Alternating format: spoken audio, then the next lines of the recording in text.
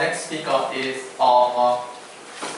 Professor Ohyama-san, coming from Academia Shinka. He's talking about spicy. Right? So it's a finance of things.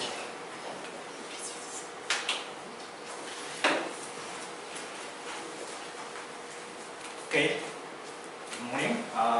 Today I'll talk about our project Spicy. And I think many of you knew that I'm going to talk about this project because I have been talking similar kind of topics many times before. But I am now happy to say that this is already submitted to the ANA. And then I hoped that I can make it public before this meeting, but I couldn't. So it's still in the submitted status. But fortunately, this will be the last topic before the final publication. Alright, so that's how can I make it? Alright, good. So here the introduction. Spicy is, I already forgot the name, but it's a slit-trace spectroscopic survey of galaxies, obviously toward the neck region. And it's good that this is the very first topic about the IRC spectra, a study based on the IRC spectra. So as you remember, that the IRC has a spectroscopic mode, slit-trace mode. That's why our group used this instrumental advantage to do a blind near-infrared, mid-infrared spectroscopic survey for galaxy evolution study. And blind here means that we selected the sources by using the so-called S9W band, 9 microns. So this is basically 9 micron selected band, fractal limited sample about 0.3 millijansky. So this is alright. So because thanks to the field and your effort, we have many data to combine with this spectroscopic data. So that's why my major topic is to provide spectroscopic basis to interpret photometric studies. So we have been looking at various studies before in this session by using very sophisticated SED fitting, but I don't fit it. But they took some alternative approach to see their spectral features at mid-infrared. Alright, here is our sources. So obviously this is our neck field image in 9 micron. This is the exact NTP point. And here I show the deep field of view, and Y covers the much bigger area. So we have many boxes. One box corresponds to about 10 micron, 10 arc means IRC field of view. And we have about 10 such field of views. And we have those, so this is our field coverage. This looks pretty interesting. But this is due to our instrumental limitation. Here is the spectrum. In the end, I found 48 useful data. But here I show only half of them, 24. So I have another big slide to show the rest of the sample. But this is what we saw with our blind data. By the way, because this is blind spectroscopic survey, we can see star, PH galaxies, and also something with that almost featureless spectrum with some possible deep absorption. But our focus now is to study the pH features. So we did our own pH fit. The results are overlaid in blue, and later obviously the observations. And we will discuss in this talk all about pH detected galaxies. So here is the overall flow of our analysis. We have mid-infrared spectroscopic data taken as a part of the Spicy project. Now we have pH detected information through the fitting, and also I have a pH luminosity. At the same time, we have photometric data covering from the C-fit optical bands to Akari IRC bands up to 24 micron. I use only up to 18, but it covers from 0.3 to 18 microns, so it has all 13 bands. Then what I tried is to combine the two information to understand the spectroscopic spectral evolution in terms of pH-related properties. Then what I did is a very basic things by using only the photometry. Then I also also do a very basic spectral analysis, like measuring redshift or page luminosity. And next, I combine those two information to discuss left frame properties, because the observed frame properties are just difficult to interpret. I'll show you some examples later. But by combining the two sets of data, I will discuss the left frame properties, left frame SED characteristics, and discuss them in conjunction with the spectroscopic characteristics. So this is then what we will do in the end is the joint photometric spectroscopic analysis of star-forming pH emitting galaxies toward the next region. And we, during the course, we compare those analysis with the supporting data like X-ray detection or other information like a spectroscopy. So here I show you the kind of overview of what we are looking at with our data set. So on your left side, this is the wavelength, observed wavelength versus flat, normalized at 3.5 micron. So at optical, there are 4 bands. Actually, U band in this particular galaxy is missing, so we have 5 bands if it is bright enough. And we have 1, 2, 3, 4, 5, 6, 9, 8 IRC bands starting from N2 to micron up to L82, 18W, 18 micron. And here, as an inset, I show our spectrum covering just below 6 micron to up to 12, 13 microns. So this means that we are just looking kind of have a beautiful spectra just to span about 4 IRC bands. As you can clearly see that the spectroscopic information is huge when compared to the Akari IRC band. So as someone already introduced, Akari IRC bands are great, but the spectroscopy is even greater in my opinion. So this is what we see for one galaxy, and we have 48 galaxies to analyze. So then, by using the pH redshift, we can convert the observed frame SED, this kind of two bumpy shapes, aligned in to have the left frame wavelengths to analyze their shape in the optical, near-field, and mid-field part, and combine them with the various SED templates. We don't fit it, but we'll compare. What is the best fit? Blue is you mean? Oh, you mean this one? Yeah. Those were 4 component pH fits to the observed pH spectrum. I thought that the longest is Pardon me? Here, the maybe. I don't know. I don't know. So come back to it. Alright, so here is the first thing. I did many basic checks after we got the spectral library, and I found the distribution and the luminosity distribution. So the first thing I need to emphasize that this survey can go up to 0.5 because our spectral range is spectral wavelength coverage limited to 13 micron. That means that the most luminous pH feature, 2.7 micron, will go out of that band beyond 0.65. So because we asked my software to pick the pH detected sources for our analysis in this talk.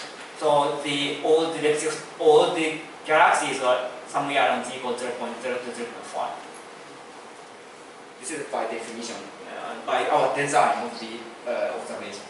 And what I started is initially just observed from color and the comparison with some templates. So there is nothing exciting, but my point here is that so there are some sources, about 10, showing very red, near-field and mid-field colors, indicating that they are probably most likely red pearl-dominated AGN sources, because those AGN, independently of the redshift, will show the red color in both mid-field and near-field.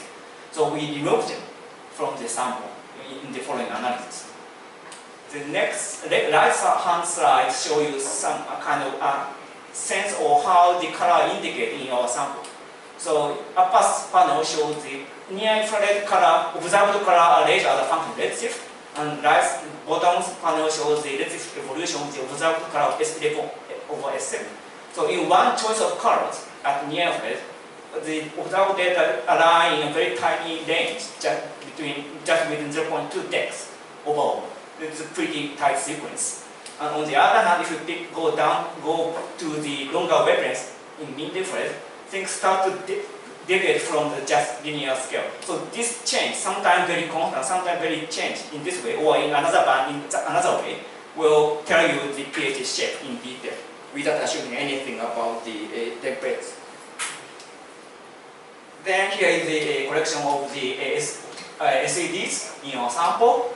Top 4 are for individual sources, 48 sources are overlaid after normalization. And the bottom 4 panels show the stacked one for each density bin. I made all the sample into 3 separate bins according to the density. Red means more density sources, blue means more blue density sources. It's easy to remember. And if you stack them, it's immediately clear that, for example, at an infrared depth, obviously everything looks very overlaying on each other because we are looking at the stellar SED, which won't show any changes. And mid-infrared part won't change also. Like this, they are lining up nicely basically because we are basically looking at pH features. So pH looks pH for all types of galaxies in our sample. So this is never exciting, but just beautiful to see how good we can trace the SEDs with our filters, IRC filters. Alright, here they come to the result. So here on the upper left, I again show the same observed data in the stacked left frame of SED form and compare them with the template. I use the Swire Projector template. We didn't fit that overlay to see how good our observation is similar to the templates. So they look basically the same, but because the sources at higher levels tend to show more enhanced pH emission for given near-infrared part of the stellar band. So we need to increase the starting rate. For example, NZ690 is the log, and MAT is the 12 star bar. So if you want to put more flux in the mid-infrared at pH 77 in particular, you need the log type information. And I also compare this observation with SBAT, which is a star bar physical model from the Takagi-san. And if you choose some nice combination, you can reproduce the observation, but the SED are very sensitive to the model. Like if you change the age, you see a big difference in the blue optical band. But all the data, as you can see here, line up in this red color range. That's why I think after the analysis, we think that the complete spectrum, including the optical band, which is elliptical actually, and very optically obscured, very young dusty star bar in the mid-infrared. If you combine this way, this looks very similar. Also, this looks very similar to the log template. So this is simple but definite conclusion. This is not assuming any types of SED, just comparing the goodness. And here, then, what I did lastly is the comparison between the pH strength, which can be converted into star forming rate, versus star luminosity of the stellar component as left frame sequence 5 micron, which can be converted into stellar mass. Then our data points line up like this, and this hatch area is the Z equals 0 nearby main sequence sources. This basically shows the sequence for the same, this red line, diagonal line, shows the same space star forming rate, and in the local universe, the data shows slight shift from the constant star forming rate. This I think is very well known. And our sample basically follows the local sequence, but I start to see some pH enhancement whose pH luminosity or star forming rate is comparable to the log type, so 10 to 11 in terms of total infrared luminosity. So we think that those were kind of new population that are seen only in the data point, which means that they are appearing only at Z equals 0.35 or larger. So we think that pH enhancement is a common feature for the log type starburst, luminous starburst in this redshift range, and there is no corresponding sources in the nearby redshift range. Okay, here is a kind of final summary, a final confirmation for your future study. If you measure the pH luminosity with photometry, you are right. My own pH luminosity measurement and photometric measurement has this type correlation. So IRC filter design was so nice to really trace that kind of band without any little ambiguity, no bias, no strain chip, just linear correlation, and so on. So it was a good kind of consistency check for you. And this is a summary. So we performed blind medium-infrared spectral survey to a NEP, and I analyzed their structure in conjunction with the SED, optical and medium-infrared, and I specifically focused on rest frame properties to interpret their SED in combination with the pH feature strength, relative one and absolute one, or fast starting rate or specific starting rate. And we found that there are some change in the SED shape, we interpret that rate due to the enhanced specific star formation rate. And that's it. Thank you very much. Any questions? Please, Thank you very much. Well, first of all, I'm also on mistake, but I will ask a question. So, first of all, congratulations on mostly the paper is now being accepted. But the question is, you show the probably two slides back. I mean at z equal 0.35. Yeah, you show some pH enhanced compression you marked there. Yeah, this is with respect to stellar mass. I might have some concern that what main sequence you plotted here? Is that the this is the SDSS blue galaxy sample. Is it the z equal 0.3? Do I understand right? This is not this is 0.0. And this will evolve. As you know, it was systematically evolved with that too. Yeah. Yes. So in that sense, probably this enhancement may be on the main sequence at z equal 0.35. Yeah, that's what I want to say. So let me check. Yeah, but probably this is a little bit too much. But yeah, the sense is the same. Okay. Interesting. Am I right? I forgot. But let me check. Thank you very much. Any other questions?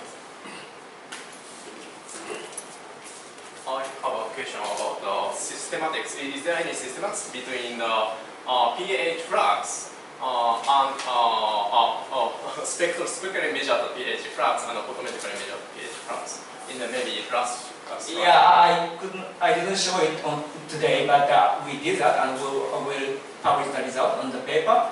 And there is essentially no strain behavior between the two numbers. So that means basically we can rely on the photometrically derived pH emission. In my opinion, yes, but there are many caveats. I think, for example, there was a talk about some systematic deviation from the linear collision divided by alpha or something. Or if there is an agent, I try to remove them beforehand, but if there is an agent contribution remained, then that will, of course, obviously reduce or probably reduce at least the relative pH strength.